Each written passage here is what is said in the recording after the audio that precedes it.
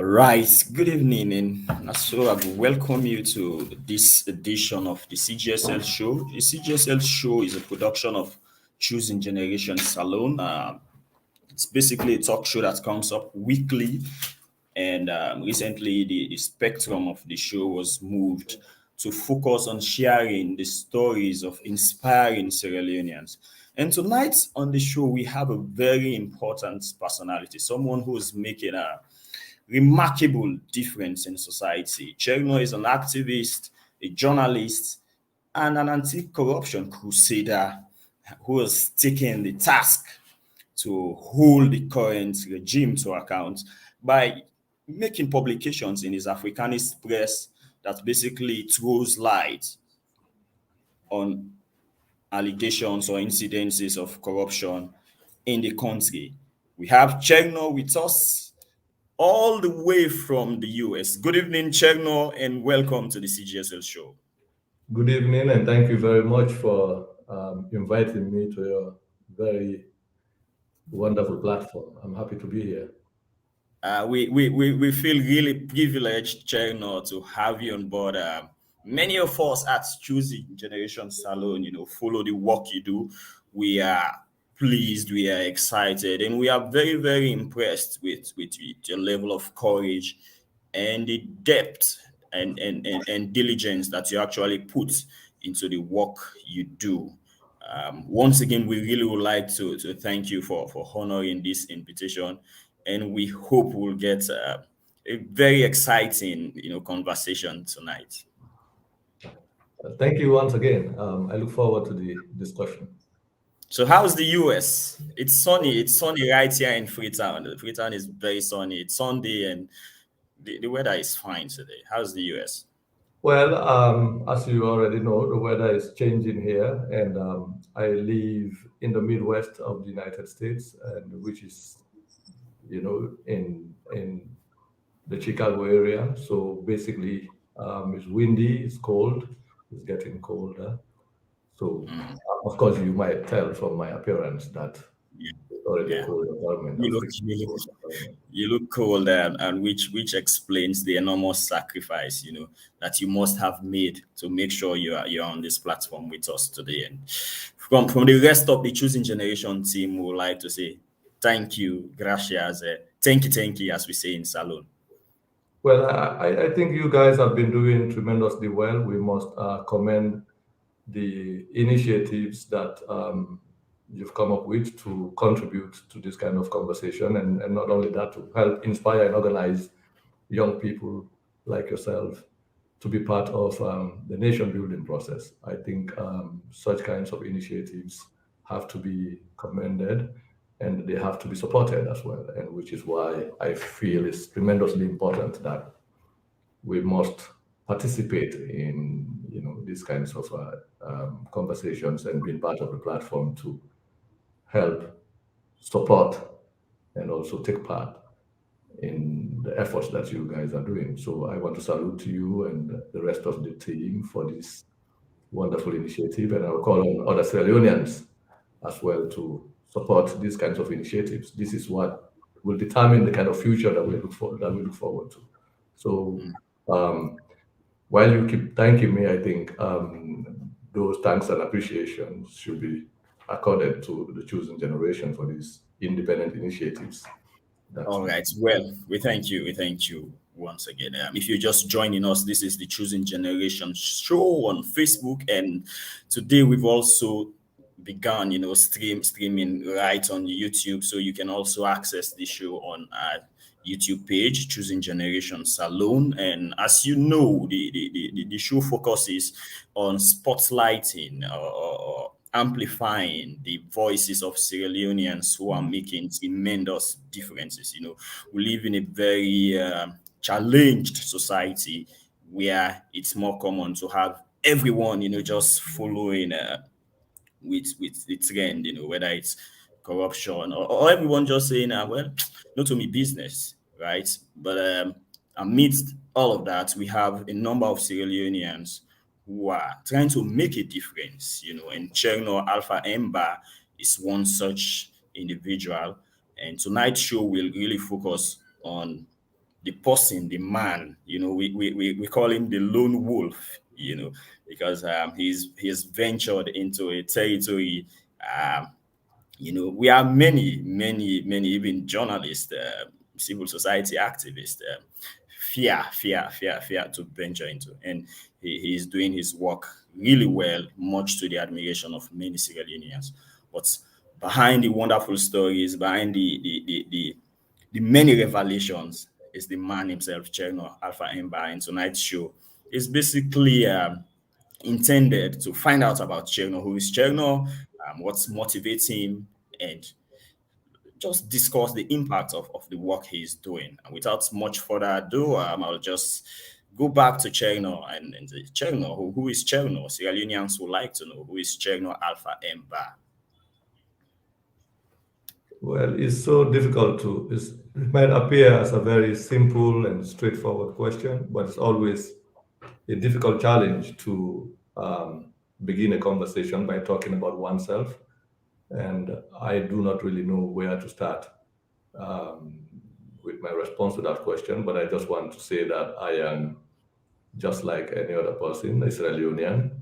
Of course, I'm a man, and I was born in the northern part of the country. I grew up in Makeni, where I attended primary and secondary schools, and then came to Frobe College and did my undergraduate bachelor's degree, where I took an interest in the study of history and sociology, and then as I speak right now, I am also involved in the pursuit of a doctorate degree uh, with a specialization or a research interest in the study of medical history or the history of medicine in colonial Africa as it relates to developments of the colonial state and all of that. So apart from that, I am, like you already mentioned, a journalist. I have spent at least um, 20 years of my life in writing in the press and speaking out and pursuing ideas and activities that I believe are part of the role of a citizen to contribute to democratic conversation, to contribute to national development and things like that.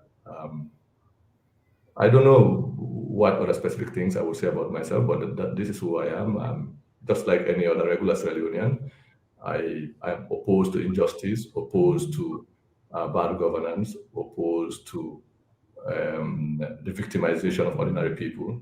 So my writing, basically, all of the things I've written about are geared towards the defense of individual civil liberties and also the pursuit of ideas that will enhance collective national development from the community level to the national level. So those are the things that preoccupy my thinking and which drive all of the ideas that I put into print. Interesting. Maybe you'd also like to tell us a little about your family and things like that. Are you married? Do you have children, Chernoh? So yes, I'm a father and a responsible father and a husband. I have two lovely little boys, and I spend much of my time trying to live as a good example for my family. And I understand life as a continuation of a family responsibility that we have. You cannot be good to society if you're not good to your own family. So my that's why my family name is something I inherited from my parents, and I have a responsibility of ensuring that that name is protected. So that those are the values I teach to my kids, and I try to live life as an example for my kids and to hold on to certain values that I hope they can also hold on to as they grow up and understand the world in which they live.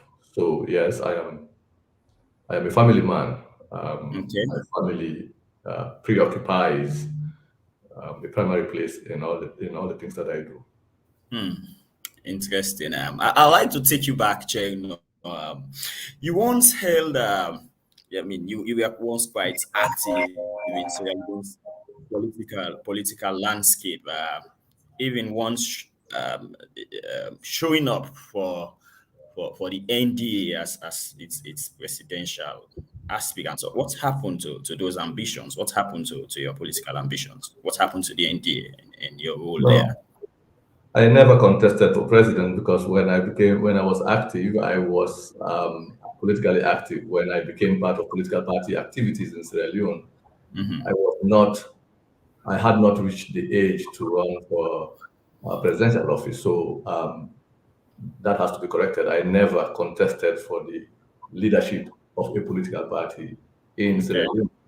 And again, I have never held the uh, party membership, what you call registered party membership of any political party. So what happened between in 2000, leading up to the late 2000s or mid 2000s, we had discussed, and which is that part of the problems we have in Sierra Leone, from my own view, is the fact that politics and political activity in the country has been predominantly the preoccupation or the predominance of two political parties: the Israeli People's Party, founded in the early 1950s, 1951, so to speak, abruptly, and the People's Congress that emerged on the eve of independence, 1960, 1961.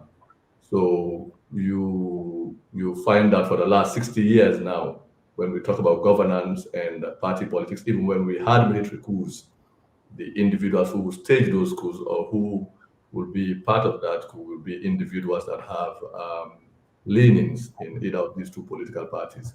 So I felt, or I held the view that the development crisis that we've experienced, is the result of the activities and the policies of the politicians within those two political parties.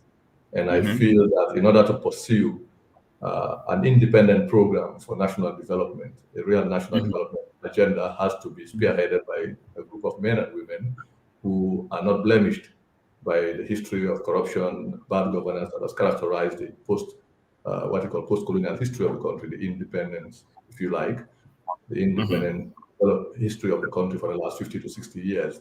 So that thinking had led me and a group of others to begin to think about the formation of an independence movement that will translate into the formation of a political group, or if you like, a political party that will pursue a roadmap that will be independent of these two formations. Basically, a group that is not the result of a breakaway faction of any of these two political groups that we talk about, SLPP and APC. So by 2009, we had already resolved around the formation of a party that would be anchored not just on a vision for the future, but with an idea or as like a philosophy that is the result of this diagnosis, social diagnosis. And we were unsuccessful in doing that for a number of reasons. One, we never had the required resources to effectively build up the structures that are required. That would be resources and the kind of individuals, the kind of individual collective development as a group to do that. Secondly, there are many structural challenges to the construction of an independent party. The laws in the country, Sure. Political Parties Registration Commission, the Political Parties Act, all of these militate against the formation Of of parties. independent effort, because you talk about money, talk about legal and structural limitations. So we are confronted with that, and people will remember that when we talked about the formation of an independent party, we were stopped along the way by the PPRC. That's a different story. But then eventually we felt we had to continue to educate the people around the idea or ideas of change in the country. Okay. So this is why we then decided that we can form an alliance or a coalition, if you like, with the National Democratic Alliance. That's how so the African Socialist Movement as a group, then part of the agreement was that those of us who believe in the socialist thinking should be responsible for the communication work of the NDA. So that's how I became involved in NDA activities, not as a member, but as an Oh, individual really? who use the That's space of the NDA to articulate some of the ideas around national development that I think were needed. So people still remember that 2010 to 2012. mm, And saw how the reaction we received from the All People's Congress of Mr. Ernest Bakroma at the time, to the extent that the NDA was even prevented from running a presidential candidate for election because of the effective opposition to the style of governance that we felt the APC had introduced in the country, especially between 20, 2011 to 2018, but more so leading up to the elections of 2012, and that's a different story by itself. So But at no point in time have you joined a political party. I mean, no, had it. in fact, members of the NDA who got when the heat when we mounted a serious campaign against the excesses of the APC, and some of them were approached by the APC, and there was a proxy, what you might call a proxy campaign initiated by the APC through, at the time, through some of the NDA membership, to the extent that some of them went on radio on 98.1 and on David Tambayo's monologue program, in which they even said, I was just a spokesperson of the party, but I was not a member of the party. And I was on record to say that they were right in saying that, because based on the understanding that we had, I was not required to take party membership. Okay. So we just had an understanding that I should speak on behalf of the party by virtue of the fact that we had agreed that leading up to the elections of 2012, the movement or the group that I was part of to work with the NDA to build a sophisticated national democratic program that would take us into the future.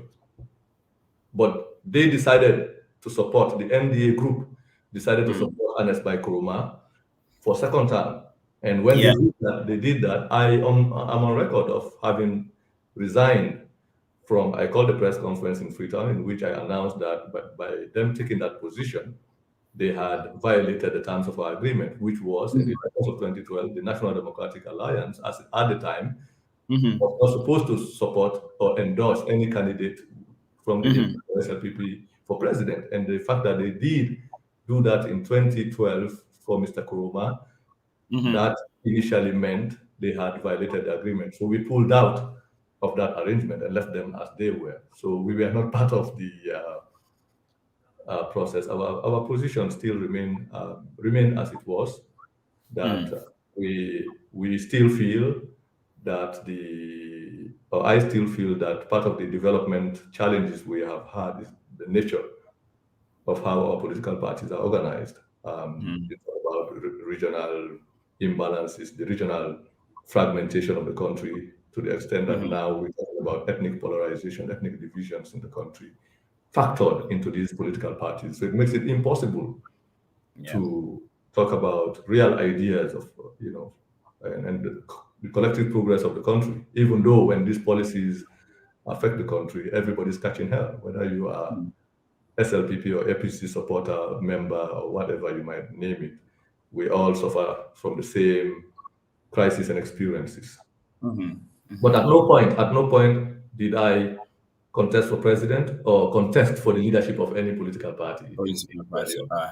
I think that's an important clarification, Chernoh. Before we start talking about Chernoh, the journalist Chernoh, the anti-corruption crusader, I'll just like to ask quickly: do you still hold political ambitions? Do you still believe you have a future in Sierra Leone politics? I don't know what you mean by that, but the fact of the matter is, every citizen has fundamental human rights. Those fundamental human rights include the right to association, the right to expression, free speech, the right to life, the right to conscience. So one way through which citizens express their right to association is by belonging to groups or organizations that reflect their professional activity. For example, in trade unions, if you are a driver, your profession is driving. Okay, so you belong to an organization that represents your professional interest, which is the Motor Drivers Union or whatever union that organizes drivers in a specific space. If you are a lawyer and you decide you can join, if you like, a union that represents your professional aspiration, and you Okay. then become a member of the Sierra Leone Bar Association. Likewise for journalists. So, Mm-hmm. for people who want to be involved in politics as citizens or who want to express their political aspiration, that is the role of political parties. Citizens have a right to Mm-hmm. association, so they can choose to exercise their right to political association by joining political parties or building political organizations of their own. So whether people want to be presidents, they want to be parliamentarians, they want to run for public office, or they want to express that right to association by supporting someone, we are all politically active. Mm-hmm. So that should not even be a question whether a citizen has political. Every citizen is a political actor. They either act as independently, seeking to represent their people in public office, or they want to support somebody who will articulate their own aspiration for the kind of society in which they live. So the idea that somebody has a political ambition is not even a question as a citizen, because it's a fundamental right to be involved.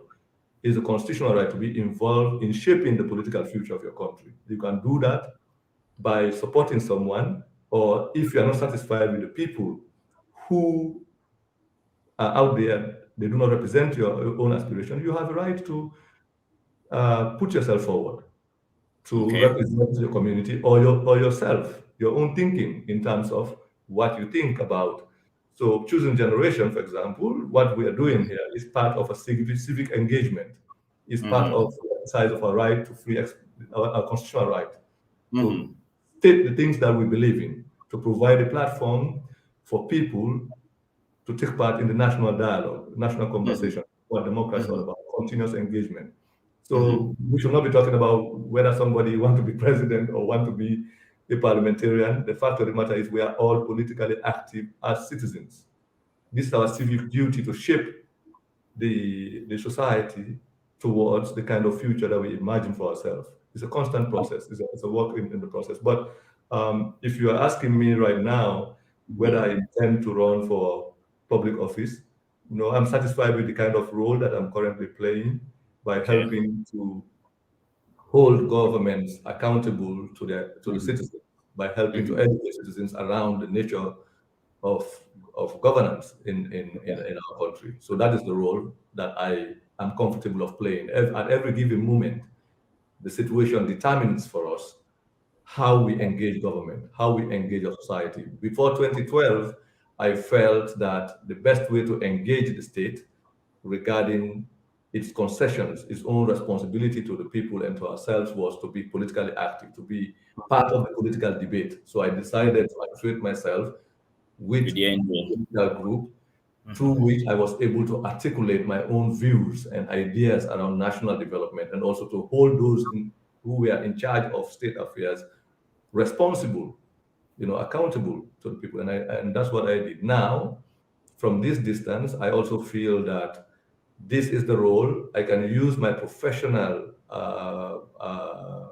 my profession, basically the skills I have acquired as a journalist, to put it to the service of the people, to help educate people around issues of governance and hold those in power accountable. Mm-hmm. Okay, so that is the same role. The only difference here is somebody that is out there face to face with the people. Then from this distance, I am also doing the same thing. So Yeah. it's using I'm And, and, basically and, using my constitutional right as a citizen. Sure. I think it's a role you have been playing quite excellently, Chernoh.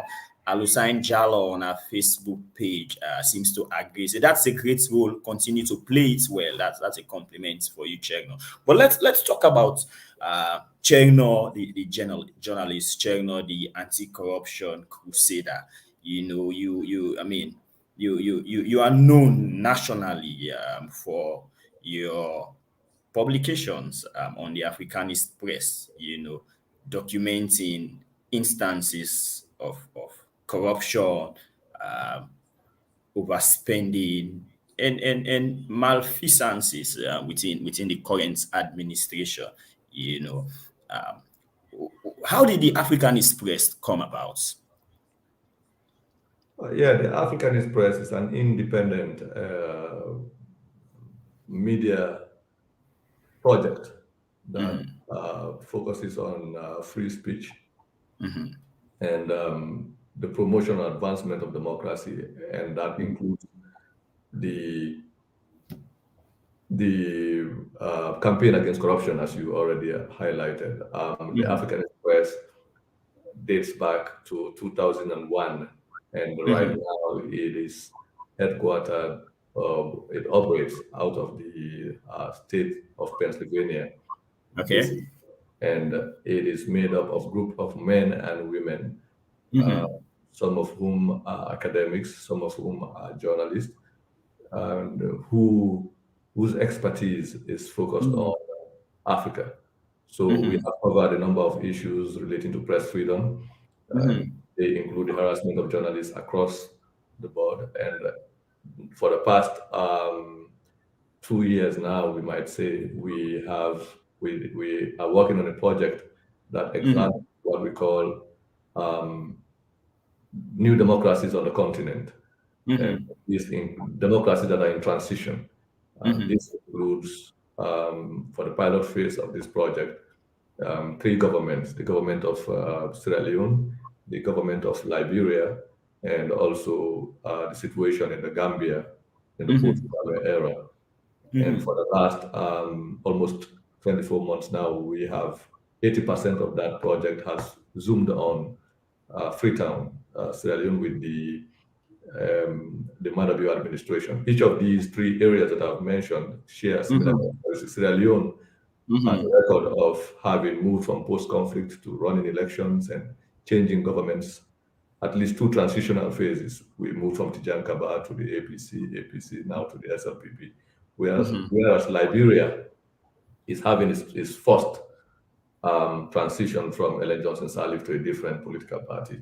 And the Gambia now is experimenting with electoral democracy following years of military rule in the Jammeh era and all of that. So we feel these are important projects. In the case of Sierra Leone, so whereas Gambia will be focusing on constitutional issues, Sierra Leone, it has to be based on the management of public finances, because we had a government that ran on the ticket of enforcing transparency mechanisms, the fight against corruption, reducing waste in public spending, and streamlining, basically enforcing fiscal discipline. So we wanted to find out whether the electoral promises that were made in 2018 leading up to the elections have been kept by the Madabio administration in the almost 4 years now that they've been in office.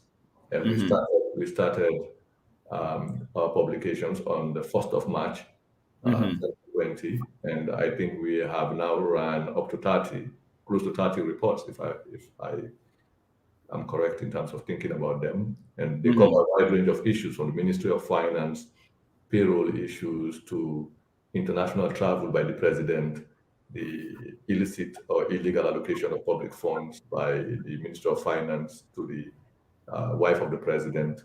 We've covered issues of the misuse of pension funds by NACIT. We've covered the tax evasion by Leadway company.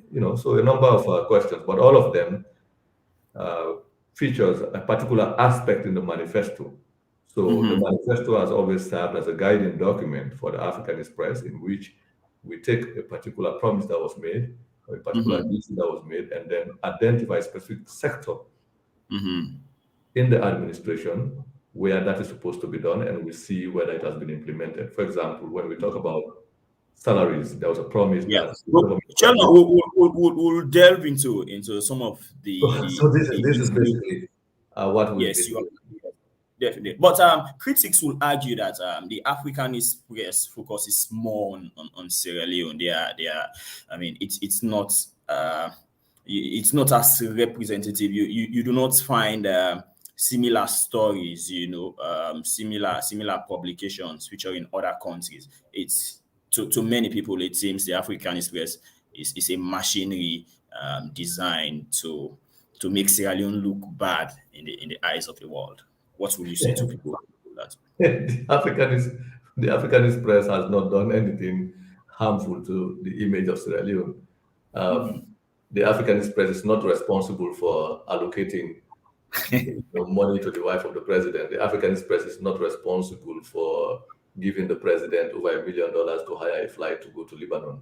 The Africanist press is not responsible for the disparity in salaries across the civil service. So the Africanist press hasn't done anything other than just bringing the operations of government to the attention of the public, bringing what is supposed to be public information to public access, giving the public access to how government operates. So we are not we do not advise government how to misuse money. We have no part in the allocation or misallocation of public funds. We have no part in the use and misuse of public money. We have no part in the frivolous expenditure on travel. We play no part in this. But let me just say this: we cover the length and breadth of the continent. If you look at the Africanist press, you find out that in areas where violations are taking place against journalists, we highlight those. In areas where elections are happening, for example, in Zimbabwe, we covered tremendously the last elections, following the coup that removed Comrade Robert Mugabe from power and then brought Emerson Mnangagwa to power. So we highlighted, you can go to the website and see that we've covered press violations of press freedom in Nigeria, in Cameroon, we highlighted issues in Tanzania with Magufuli's attack on the press. So we cover all of these issues. Like I said, we focus on three main themes. Press freedom is one aspect. The second aspect that we focus on is the advancement of democracy, the sanitization of elections, ensuring that electoral mechanisms are operated in the ways that they're supposed to be done, and most importantly, to ensure that governments live up to its promises for accountability, because you cannot have democracy without accountability. There's a relationship between the attack on press freedom and the fight against corruption. There's a relationship between having free and fair elections and having an accountable government. In any area where you do not have press freedom, you will definitely not have an accountable government. If you do not have free and fair elections, you will not have an accountable government. Any government or any group that steals elections, they will definitely steal public money. Okay, because you steal elections to enhance your theft of public money. So this is why we focus on these three key issues as part of the process of democratization or enhancing good governance, largely speaking, on the continent. So we cover, but we will not also be everywhere. But like I said, for this period, we have identified these three. We have a flagship program, as if we want to use the popular cliche about flagships. We have a flagship program right now is to examine three specific regimes on the West African landscape. And I've already spoken about them. And we have, in the case of Sierra Leone, we have now produced at least 30 reports documenting various aspects of corruption or various aspects of bad governance that is taking place in Sierra Leone. And these are not allegations that we've produced. We produce substantial amount of documentation that support the things that we have put out to the public. Like I said, we've given the public access to the operations of government. We haven't done anything to hurt the image of Sierra Leone. We are basically just helping to hold the government accountable, making government more transparent. Interesting. You know, in many conversations around the work you do, critics seem to suggest that you have a motive or you have an agenda. Many people seem to suggest that you are biased in the work you do. And another frequent criticism is related to your methods. You know, most of the time you're able to have access to sensitive government information, and many people think that's unethical and things like that. But let's first talk about your motives. A lot of people think you are biased against the current regime. What would you say? What will you say to people who hold those views that you're doing this for a political motive? There was even um, a suggestion that you had applied for some job within the current administration, and because the government did not offer you that position, you got angry and are all over the place, making the government and Sierra Leone look bad. What will you say to people who hold those views? I, I am really not bothered by those kinds of Mm-hmm. um, they do not even worry me. I don't lose sleep over how supporters of the regime or supporters of corrupt individuals think about Mm-hmm. what we do. I will have been more concerned if Mm-hmm. if any of these individuals who are saying that we are biased or we have a hidden agenda or we want to be part of the corruption that is taking place because we are denied membership of a corrupt government. So that is what drives our passion to expose the government. I would have been more. I will. It would have been interesting if they have been able to show that all of the things that we have published, or any of the things that we have published, is not supported by factual evidence. You understand what I mean? If, for instance, when we said or Mm-hmm. showed that Mm-hmm. the wife of the president has been receiving constant funding, constant access, has been granted access to public finances, which she's not supposed to have access to. If somebody had said we had lied and showed that that is not true, then Mm-hmm. that would have been a point of conversation. Yeah. Okay. But that is not the case. The wife of the president was all over the place, for example, claiming for almost 3 years that she had never received a single cent of public money. Okay. Mm-hmm. Basically, the wife of the president was lying to the people of Sierra Leone that she had not touched the taxpayers' money.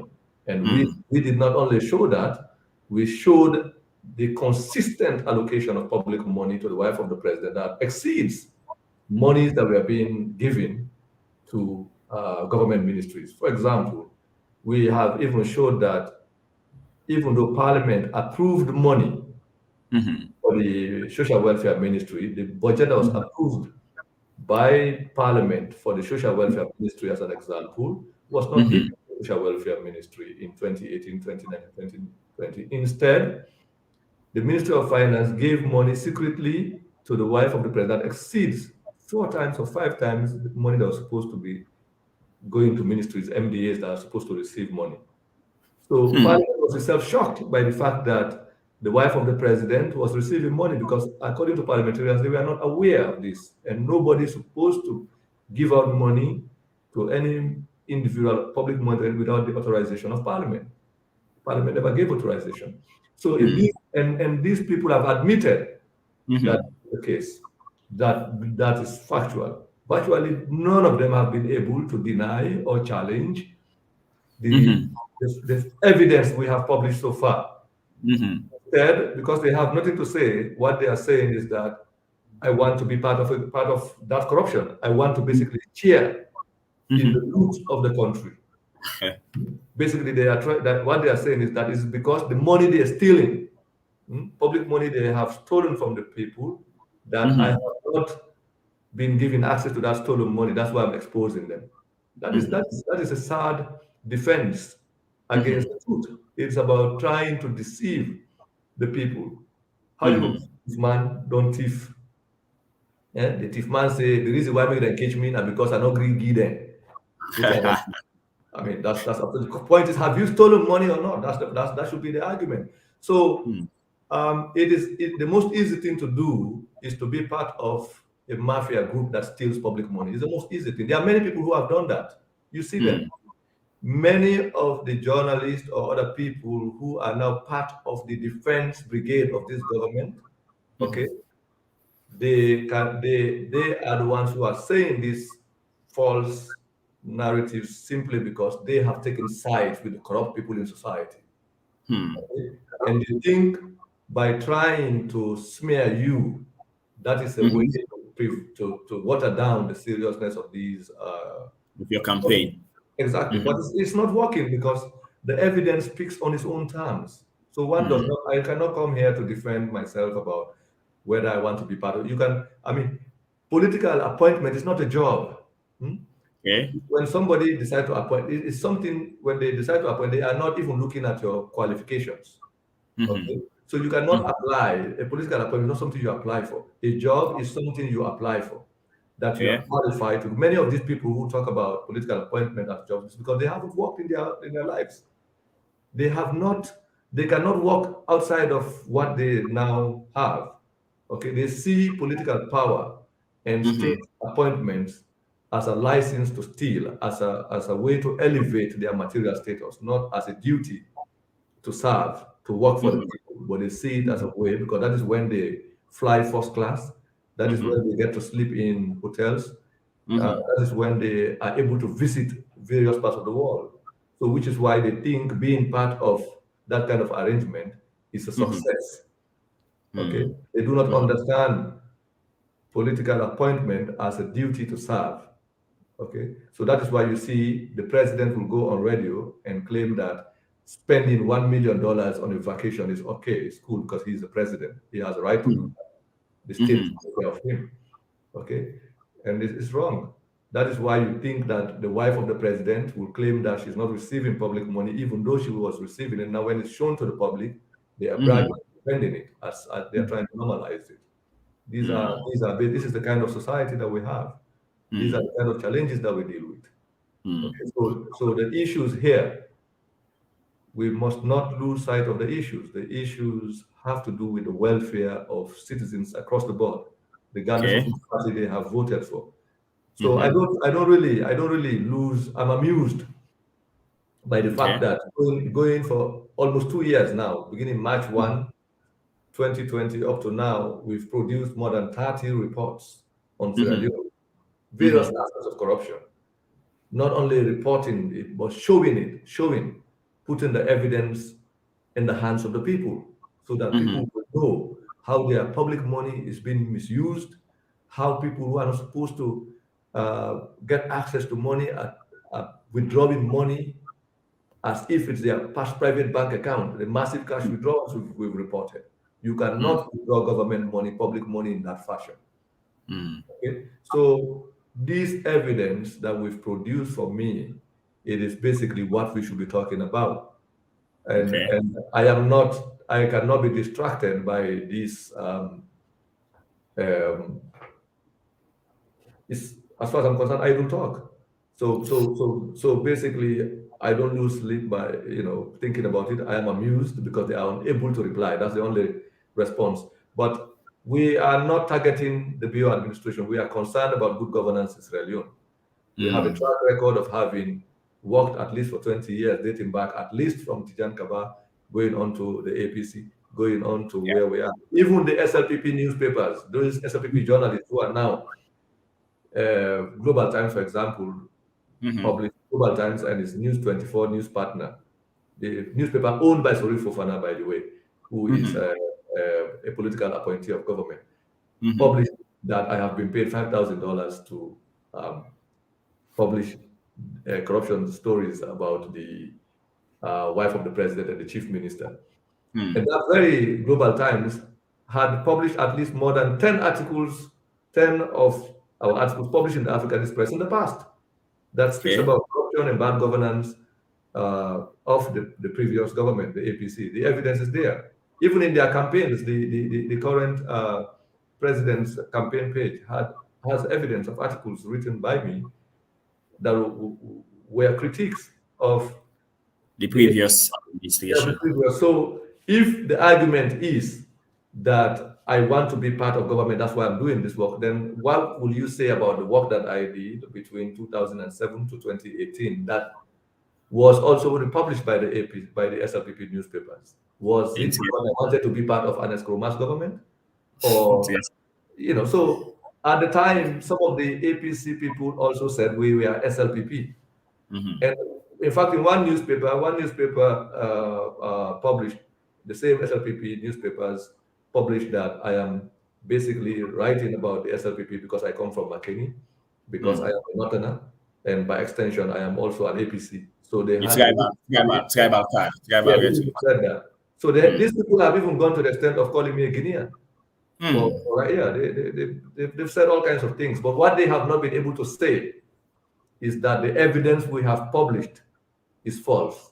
They have not been False. able to say the details of corruption that we've recorded regarding the illegal allocation of public funds to the First Lady is not true. They haven't been Mm. able to say that. They have not been able to challenge the fact that all of the, when we said the president spent over $1 million going to Lebanon, they have not been able to challenge that. Mm. Okay. So, in the absence of a credible challenge to the evidence, they have decided to attack me and make these Which is false stories. But they are not working because the people already know they have the evidence is right. The evidence speaks. It's so overwhelming. interesting. It's so difficult for them. So I sometimes Interesting. pity their inability to respond, but at the same time, it also informs you why we have decided to bring this public record to public access, why we have given the public access to government operations. Because if we haven't done that, they will still be in denial that what we are saying is false. So this is what Interesting. is the kind of surgical operation, what you might call surgical approach to journalism that we've done, which is deliberate. Okay. I will tell you, we are deliberate about it. We have no regret in doing that, and we'll continue to do it.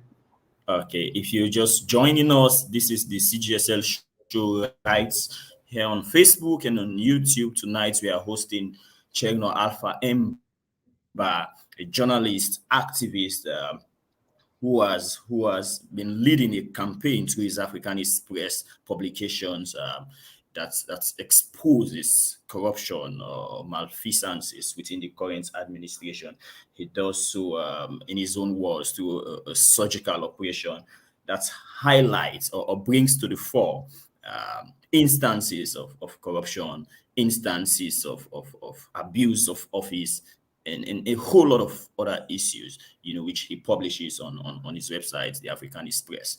And he says he does that because he wants to help hold the government to account. He wants to hold the administration to account. And he's just using the promises they made, just checking tabs on the promises the BO administration made, especially in the area of promoting public sector accountability, curbing corruption, and improving governance in Sierra Leone. If you have a question, feel free to drop them. Don't forget to like, follow, and share. This is the CGSL show. Chernoh, the frequent other criticism of your work is related to your methods. People say you using phishing means, so to speak, to obtain information. How do you get the information or the documents sometimes that you publish on your website that accompany your publications? Yeah, how do you have access to such sensitive government, including paychecks, bank statements, and things like that? How are you able to access that all the way from the US? So it's interesting. That's the nature of investigative journalism. That what distinguishes it, journalism that investigates the operations of government than journalism that recounts government announcements. So I I think it is essential that we just move away from when public officials tell you that, for example, when the president says, I am traveling frequently because I am trying to clean the image of Sierra Leone. For example, there was example where the president said he went to Japan. And Mm-hmm. when he arrived in Japan, he was prevented from checking into a hotel simply because his predecessors had left a hotel bill in the name of Mm-hmm. Sierra Leone in that hotel and ran away. So basically, what he was saying is that public officials who we had elected in the past, who were representing our country, went into a hotel, slept in that hotel, and after a couple of days, they ran away from the country and escaped and left the hotel without paying. So when he went there, they said, "Oh, we found the Sierra Leoneans, so you have to pay for these other Sierra Leoneans who had slept here before." Mhm. So the journalists who were interviewing him, and he was saying this on national television, he said it on SLBC, the national state broadcaster, he said it Mhm. on AYV, he said it on 98.1, and a couple of other TV and radio stations in the country. None of the journalists asked him, how possible is that? How is that Mhm. possible in a world like this where before you check into a hotel, there are procedures of checking into a hotel. You book in advance, you have to have a secured payment method, Mhm. that doesn't only they do not only charge you for the days you are spending, they also charge a security hold on the card to ensure Mhm. that when you check out, you cannot check into a hotel without security form of payment in the first place. Mhm. So for the president to even sit on national television, number of radio stations in front of journalists who are supposed to know better and say Mhm. this, and they can't even interrogate him and ask him and find out whether that is true, was itself a disservice to the people of Sierra Leone. And people who were Mhm. listening knew this was a plain, open lie by the president. Mhm. Okay? The journalists could not even ask him, how true is that? Or they could not even point out to him that fact check and say that is not true. It's impossible to do that in a world like this. Mhm. So we felt that somebody has to reply to that kind of situation, to that kind of conversation, because it's an effort by the top most senior citizen of the country right now, the president, Mhm. is a fountain of honor of our country. Mhm. That's like putting the image of our country on the spotlight in a bad way. He is basically saying that we have criminal representatives, because when you talk about government people, it's not individuals. The government of Sierra Leone is the name of the country. That's what he's putting on Mhm. the line. So we had to uh, say, no, this is not true. Mhm. So we felt the urge to not just show that. So he was saying he went to Japan to repair the image of Sierra Leone. We said, no, we never Mhm. had any bad relationship with Japan for the last 30 years. So Mhm. we had to go back to the record showing for 30 years, since the beginning of our relationship with Japan, we've had visitors Uninterrupted coming into positive. Sierra Leone and going back. And he was Mhm. showing that this trip that he's referring to was not just an individual visit, was part of a Mhm. global summit that was paid for Mhm. and organized by the Japanese government. And not Mhm. only that, we went as far as showing that the president had over $300,000 on him for just a 4 day trip, which he Mhm. never retired, which he took from the central bank. And when he returned, he never paid back a single cent of what was remaining. So what Mhm. did he do with that money, him and his wife? So Mhm. which is a disservice? The journalists who sat there and listening to this lie and not challenging the president and showing the people that this is a lie, and the African Express that went out to show the record that this is not just a lie, that even though this president has been paid for, his trip has been funded, he still Mhm. took more than a Requested. quarter, Yeah. $250,000 from the bank. This is Mm. excluding the tickets, name money that was taken in the name of paying tickets and flights and all of that and hotel costs. Mm. That he even had on him more than $300,000, which he never brought back. Where did he left? Mm. Where is that money? Because Mm. obviously he did not spend all that money in Japan in 4 days. So he must Mhm. have deposited in an account of his own. So this is the role of journalists. Yeah. Because that's the role. So basically what I'm saying, we are not doing anything fishy. We are just playing our responsibility As as journalists. journalists to hold governments accountable. Mm. In this case, we were obligated as media people to do this because the people who had the opportunity of asking the president how true this is, never did that. And he did not do it in one station, he did it across the The media board. landscape of Sierra Leone. And he spoke Yeah. to more than 10 journalists. None Mm. of these journalists in all of these radio stations were able to point out to him that, Mr. President, we think this is not true. They had Mm. the responsibility of saying that. It is their Mm. job to know that this is not true. Okay, so Okay. if we had not published the record to show that this is not true, it would still be a fact in Sierra Leone. People in Sierra Leone would be believing, Will believe that. Yeah. we believe because it is something that is said by the president. They do not expect the Mhm. president of the country to lie, to Okay. deceive them. So by even lying to the people, just as the same way that the wife of the president was lying to the public, the president even came Mm. on television and also defended his Mhm. wife. He said, Mm. it is not about whether my wife had access to money, it's because she used the money correctly. But why the journalists also will have asked this president, why was your wife denying that she was not receiving public money, but they never asked those questions. Interesting. So Interesting. You've also, Chernoh, you've also frequently criticized the president's frequent travels. In his defense, his supporters have said the president needs to travel to bring in investment to clean up or launder the country's image and things like that. Why do you think it's a bad thing for Mr. President to be flying? that's He a has very just recently I don't left. think, I am not saying Last. it's a bad. I did not even accuse him or criticize him. I haven't said it's a bad thing for him to travel. I have shown Mm-hmm. basically what I'm saying. We have shown, the African Express has shown the colossal amount of money Mm-hmm. that the impact of that travel to the national Mm-hmm. treasury. Every time the president travels is a minus to the Mm-hmm. national treasury, because in every trip that he makes, at least Mm-hmm. at minimum, the president takes along with him more than $250,000 on each trip as his per diem, not flight cost and all of that. That's And per this diem. is, yeah, this is not inclusive of half that amount that his wife will also take along with him. I mean, Mm. with her along, accompanying the president. So when the president takes, for example, $100,000, the wife will take $50,000. We've shown this record. Mm-hmm. So basically, what we have shown is the cost of the president's travel on taxpayers in Sierra Leone, and we have not seen the dividend of this. It Mm. has not shown in terms of. So, incidentally, we have said the president has developed. What we've understood is that this Mm-hmm. travel process is part Mm-hmm. of the method of looting public money. For example, the Mm-hmm. president went to Lebanon with $1 million and did not come back with any other than $12,000. So when he came back, they took $12,000 from the over $1 million that he went to Lebanon Mm-hmm. with. And Mm-hmm. 5 days later, he sent Musa Jajua, the accountant at State House, to withdraw $20,000.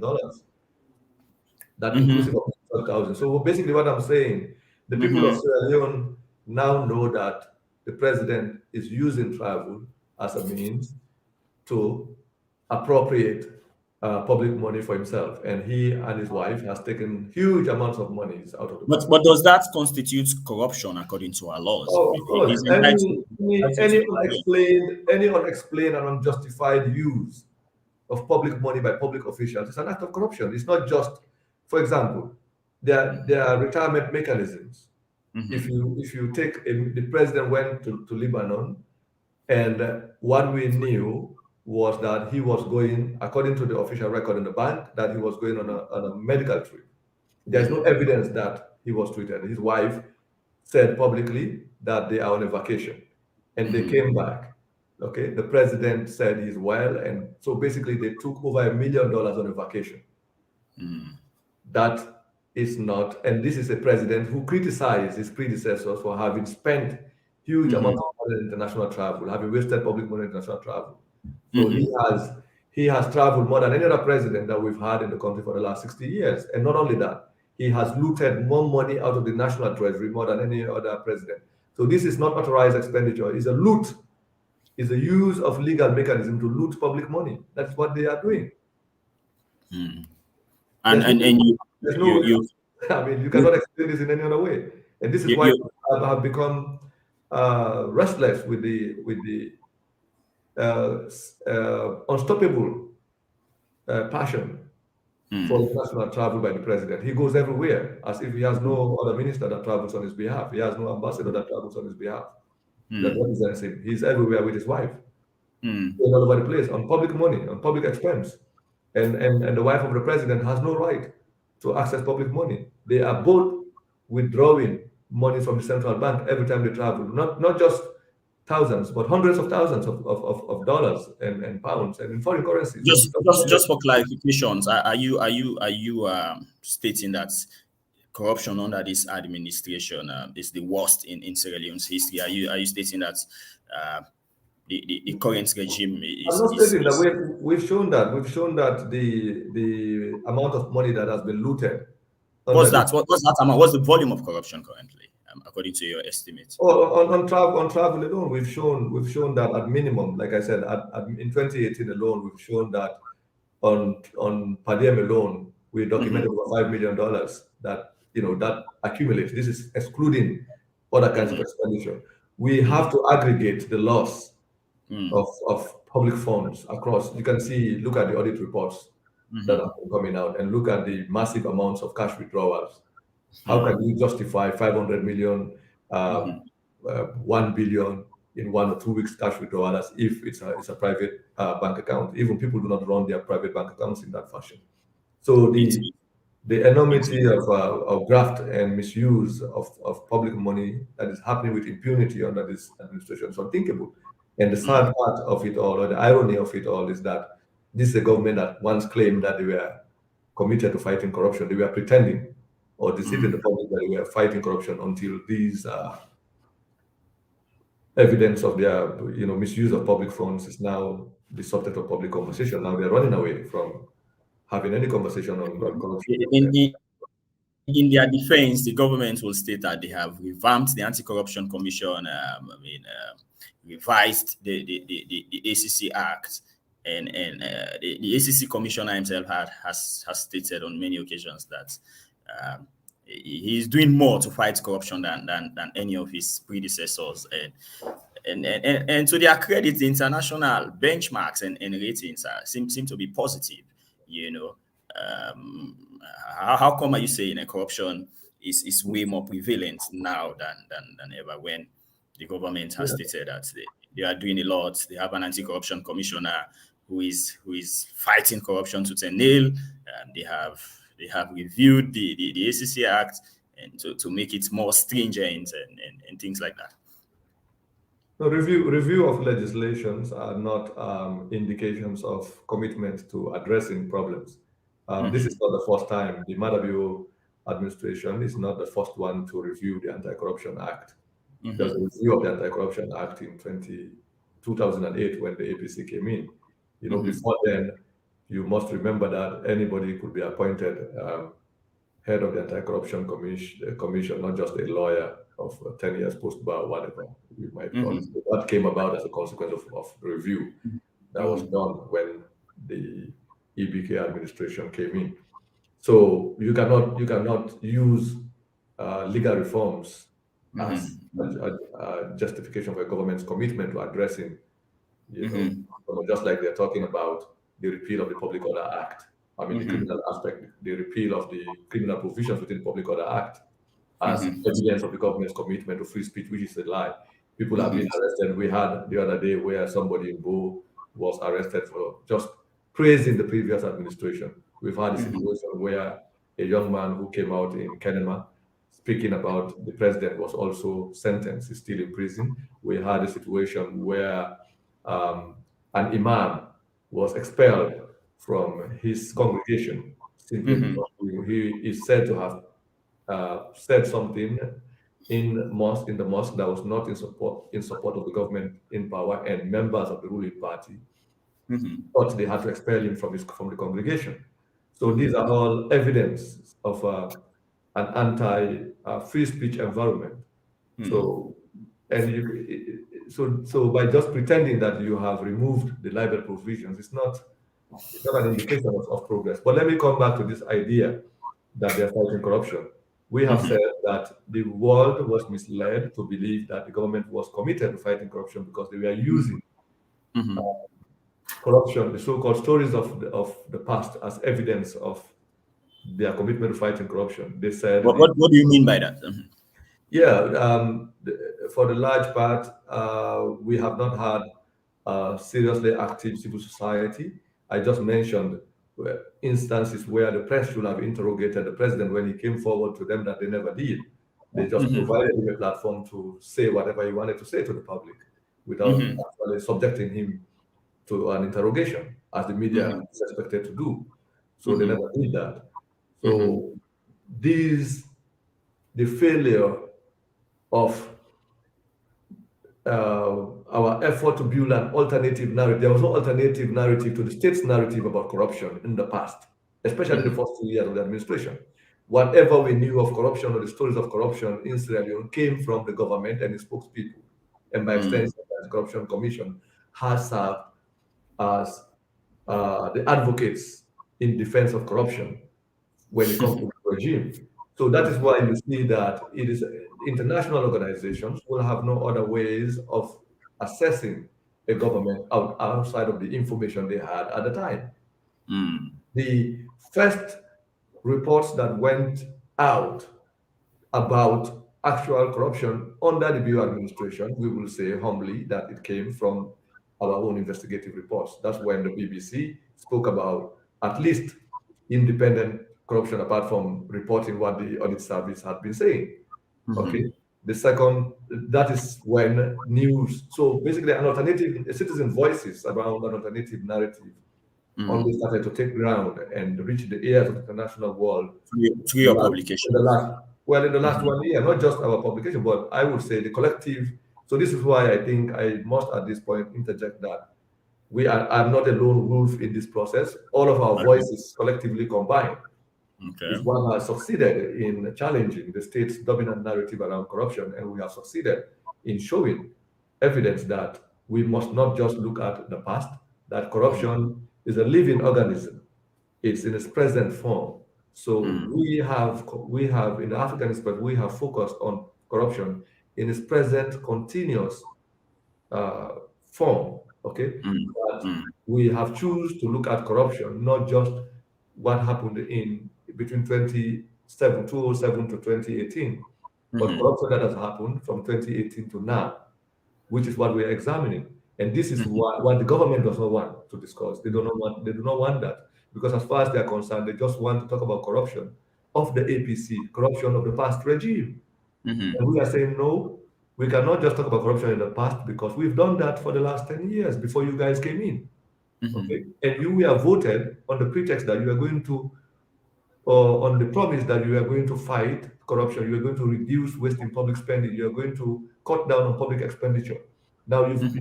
you have not only amplified that, you've developed new methods of stealing and hiding your theft, and then showing the theft of the previous regime to cover up your own theft, which is what Mhm. we have decided to show that in as Mhm. much as corruption has happened in the past, there is massive corruption that is hidden through legal mechanisms, innovative. So the government invented new innovative styles of corruption through Mhm. per diem, through the payroll, through international travel, through salaries, and all of these crooked mechanisms, and through the So hidden. methods that might not really be illegal. No, yeah, That's yeah, that might not appear to okay. be illegal by the face of it. So, which is why, for example, you cannot justify why you cannot say because the Minister of Finance gave the wife of the president money, she has the right to that money. That is not a justification. Mhm. Um, so, if that were the case, why were they silent or pretending it was not happening? Why was Parliament not aware of it? So, But take the case of the salary increment. In several MDAs, the Ministry of Finance and the National Electoral Commission that you have recently articulated on. And how could the ACC intervene in instances like that? The ACC will say, you well, it's cannot not you illegal. cannot increase It's in the it's not first place. illegal. Uh-huh. You cannot increase salaries. Salary is Hmm. a public expenditure. You cannot Okay. spend public money without parliamentary approval. That is there is a in January we've shown, for example, that in Hmm. January 2021, on the 4th of Hmm. January or 14th of Hmm. January, thereabout, the Hmm. Ministry of Finance, the Financial Secretary, Sir Jusu, wrote to heads of MDAs, to Hmm. ministries, departments, and agencies, Hmm. instructing them or informing them that cabinet has taken a position to Hmm. freeze salary increases across MDAs until the inception of our wages and compensation commission. That Okay. in fact the cabinet has approved a bill or have agreed on the tabling of a bill in parliament that Hmm. will introduce a wages and compensation commission, which will then work out salary increases and the harmonization of salaries across the board, because that was, as you Hmm. know, or if you remember, the a promise, a campaign promise that MDs were asked not to do that in January, but then in March, the Hmm. same Ministry of Finance Mm-hmm. decided to secretly Mm-hmm. increase the salaries of all next staff, including the commissioners, by the way. Mm-hmm. Mm-hmm. Okay, not just by above 40 to, in some cases, 75%, Mm-hmm. including even the domestic staff of the commissioners, 204 employees. So that action is not just illegal, it ran against a cabinet position, which had Okay. instructed MDAs not to take such an action until the Wages and Compensation Commission has been introduced, or the bill has been voted by Parliament. That bill has not even been debated in Parliament. Talk less of Interesting. talk less of its approval. Now the ministry Interesting. did that. So in the Ministry of Finance, they Mm-hmm. claim that for the budget, the supplementary budgetary estimates that were tabled to Parliament, they had suggested an increase of salaries for public financial management staff in the Ministry of Finance, which they claimed was approved. And now the same financial secretary wrote to the HRMO's office to instruct them about these Mm-hmm. decision to introduce salary increases for employees of the Ministry of Finance. And unfortunately, when they were trying to do that, to harmonize the salaries of public financial management staff, what happened then was they only increased the salaries of those employees whose who are basically their own people. They did not do it across the board. We've shown that kind of discriminatory approach to salary increases by the Ministry of Finance within its own staff.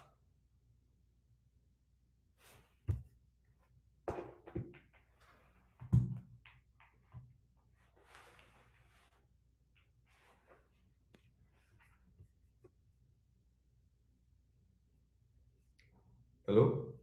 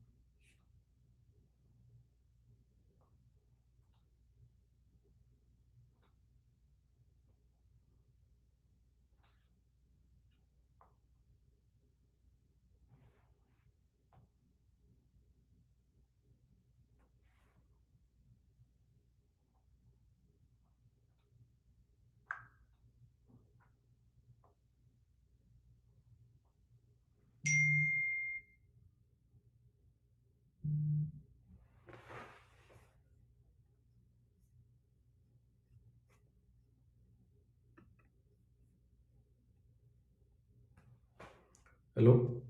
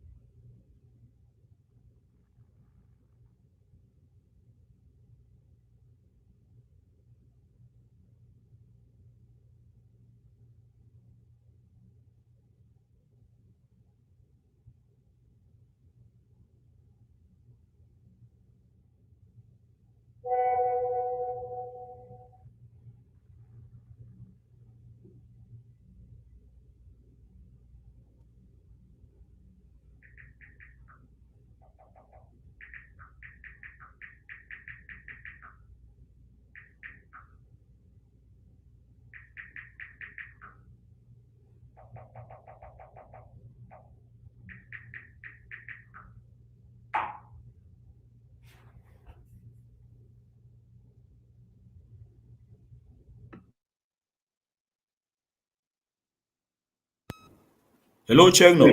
Yes, now I can hear you.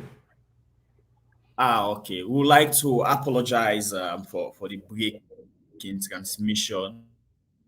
We had difficulties, technical glitches back here, but that has been resolved now. We're really trying to round up this program. But before the break, Chernoh, uh, you had highlighted a number of things, including your motivation for doing what you do, which you say is centered around holding the government to account, performing your duties as a citizen, and filling a gap which you believe exists, especially in relation to the failure of the media, the failure of civil society organizations to properly hold government officials to account. You specifically mentioned the president's media tour sometime, I think this year or last year, where you felt the media did not do enough to hold him accountable for much of the things he said, including statements around rebranding Sierra Leone's relations with Japan. And you have told Sierra Leoneans that's part of the motivation for the work you do. You're just doing your job as a journalist to hold government officials to account, to to play your parts, to play your civic duty, your civic responsibilities, as a citizen, to contribute to democratic governance in Sierra Leone. As we round up, Cherno, we'd like to talk about the impact of your work. Specifically, I would like to ask you, do you think you've had enough support from Sierra Leoneans? Oh, of course. The fact that we're even having this conversation is an indication of tremendous progress that we have made in um, developing alternative platforms of conversation. Is work like this is definitely it's important to do this kind of work. Mm-hmm, To hold leaders accountable is a tough call by itself. Uh, mm-hmm, it can be isolating, but I want to assure you that the vast majority of Sierra Leoneans who are catching hell, who are basically suffering the consequences of the mismanagement of public funds, who are bearing the everyday cost of mm-hmm, impact of bad governance, support this kind of work.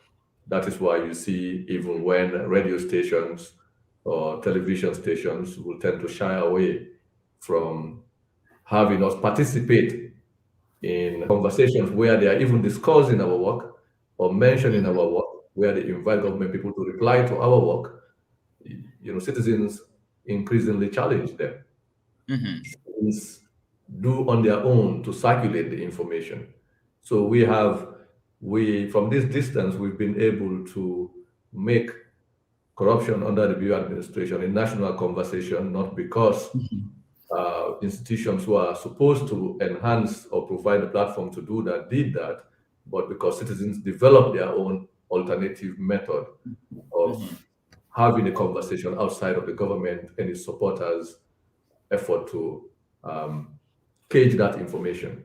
So, mm-hmm, Choosing Generation, for example, has provided us now almost over 1 hour of an alternative platform where over 200 people or more and more people are now taking part in the conversation. This is no small thing.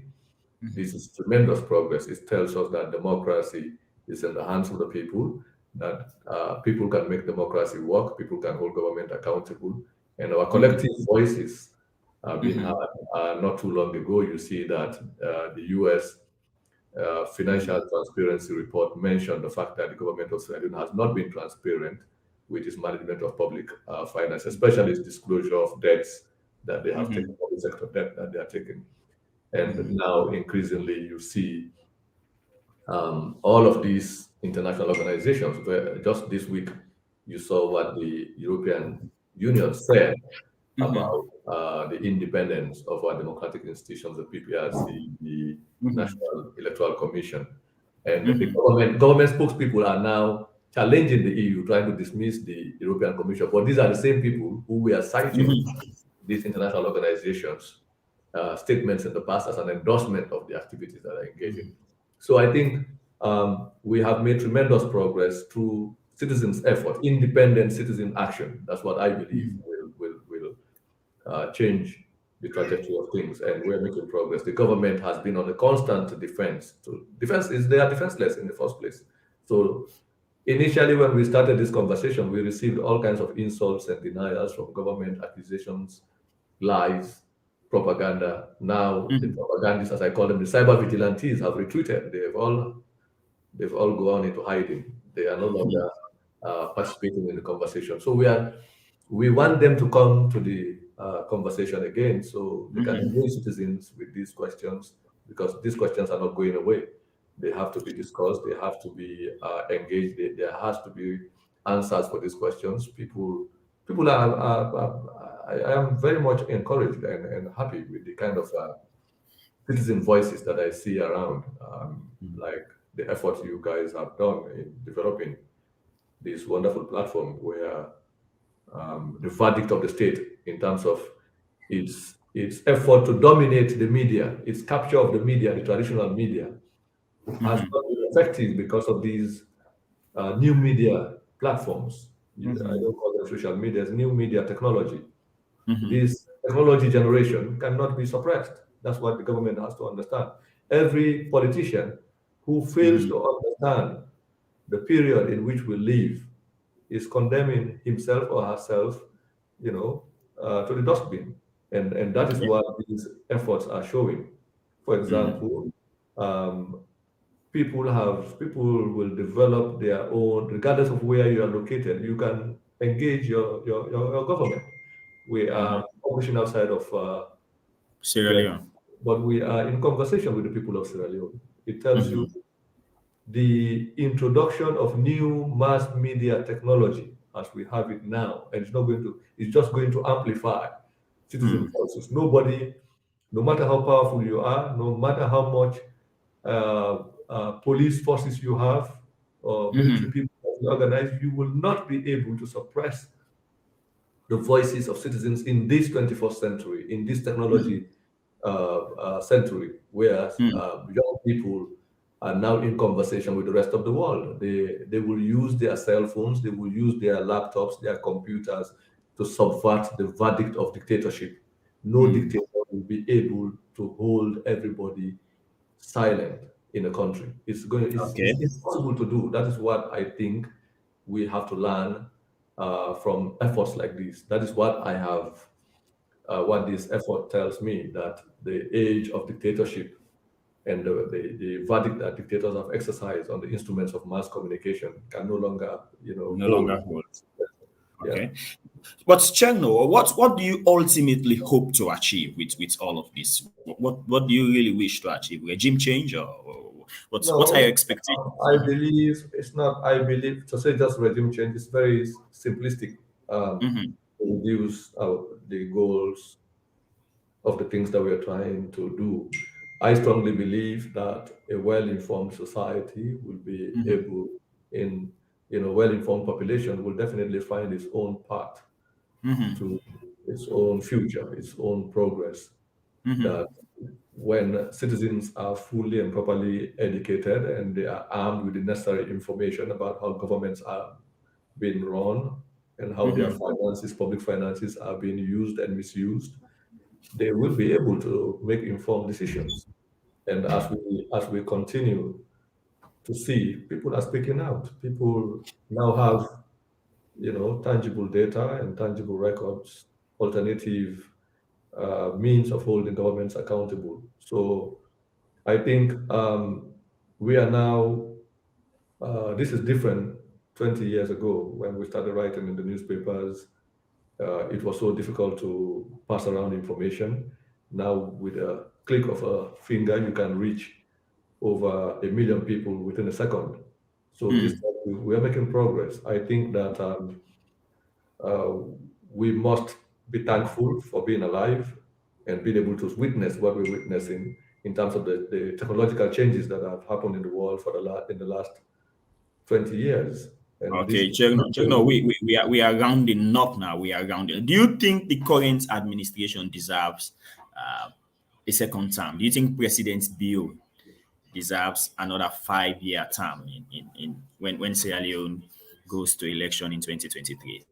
No, it is obvious that that is to tell you, BO has been a disaster for Sierra Leone. The BO administration has been a nightmare for the people of Sierra Leone. Every citizen is now complaining. People cannot even speak out.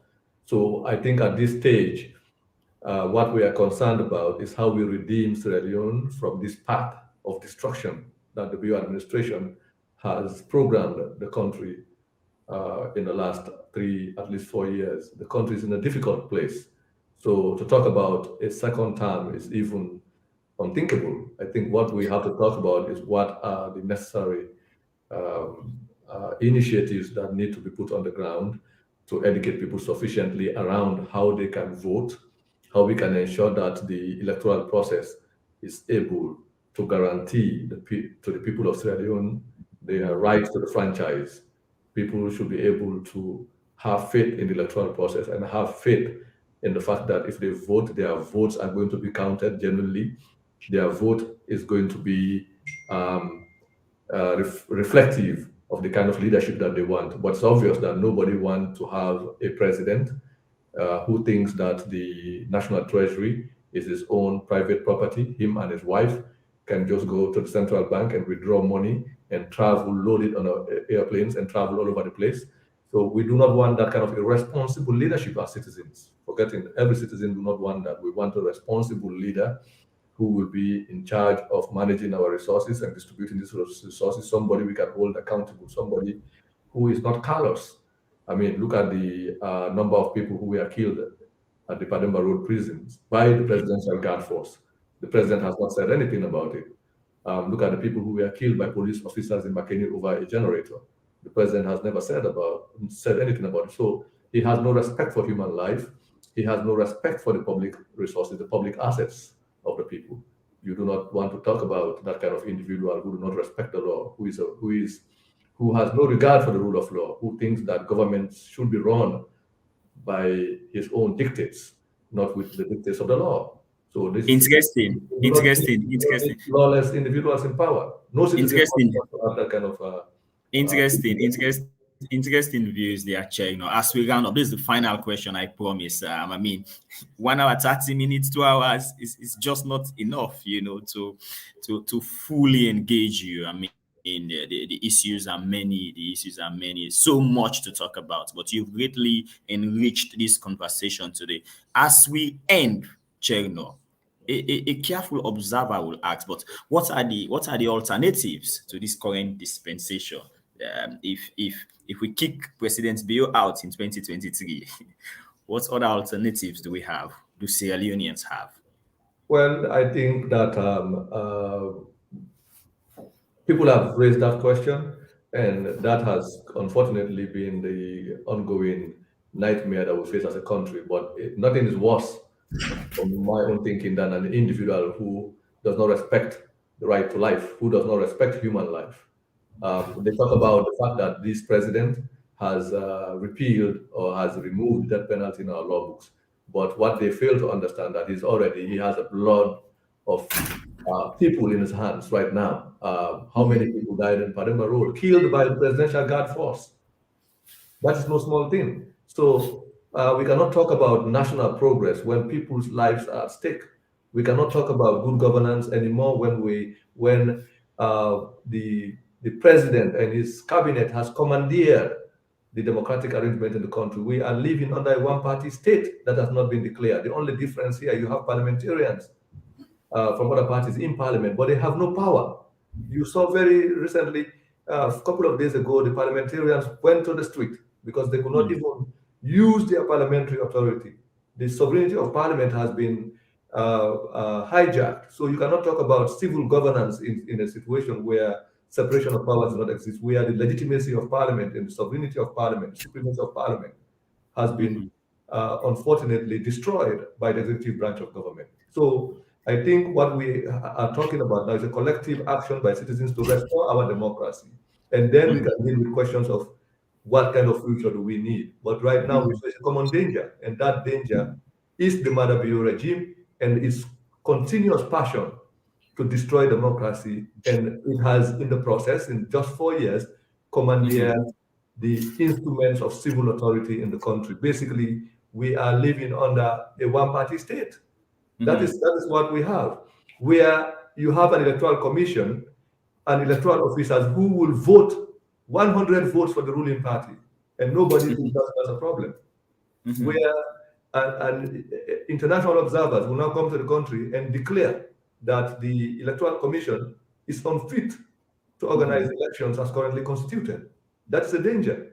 It means we do not have a democratic the institutions uphold our democracy. The post-war gains that we have been building from Tijan Kaba up to now have been destroyed in just 2 years. So what can we talk about now, the future? The future here has to be the restoration of democracy in the first place. I think that is the concern that we have. We need, first and foremost, a situation where our civil liberties are guaranteed, where the institutions that uphold our democratic arrangement are sanctified, they are redeemed from the current capture of the state. That is the danger. That's a common danger. I think it has gone beyond party lines. It has gone beyond who will be president. It has gone beyond which party is going to come to power. That is why you see political parties now have even decided to coalesce, to form a coalition of progressive parties, because they recognize the danger that is ahead, the danger that we are in now. So in your view, Chernoh, anyone or anything other than President Bio will do in 2023? It is not my view. Every Sierra Leonean is fed up with what is happening in the country now. The question is, are you happy with what is happening in the country? Are you happy with the skyrocketing of commodity prices? People are catching hell. So do you still want to continue with this kind of situation for the next 5 years? It's unbearable. So this is the reality of the majority of Sierra Leoneans. Those who are defending it are either benefactors of the loot that's taking place, or they have no other option, but they know that the situation has gotten worse. This is not what the people of Sierra Leone expected post-2018. We are all disappointed with the kind of situation that we are now in. So what we are saying is that citizens collectively must be able to look at the country and understand that we have a responsibility to rescue the country, the life of the country, from the hands of this predatory arrangement that we now have. We have a responsibility to rescue Sierra Leone from predators. This is where we bring the curtains down to tonight's edition of the CGSL show. Our guest has been the nationally acclaimed Chernoh Alpha M, who has quite clearly articulated his motivation for doing what he does, and why he thinks Sierra Leone is headed in the wrong direction, and why he thinks Sierra Leoneans have a decision to make in 2023. Thank you for following the program. We come back in a fortnight with another edition of this show. And as always, we promise to bring you another inspiring Sierra Leonean as we continue the conversation, the engagement to make more Sierra Leoneans aware of their civic duties and responsibilities, and just spotlighting those Sierra Leoneans who are making remarkable difference in society. On behalf of the team at CGSL, I would like to offer a profuse thanks to Chernoh, who has been with us for the last 1 hour 30 minutes, and who has greatly enriched our understanding of the fights against corruption in Sierra Leone, and explained what needs to be done as Sierra Leone braces for elections in 2023. I've been your host, Joel Abdullahi Kalon, founder and national coordinator for Choosing Generation. Until another edition in a fortnight, I say bye-bye, and thank you for watching. Bye-bye.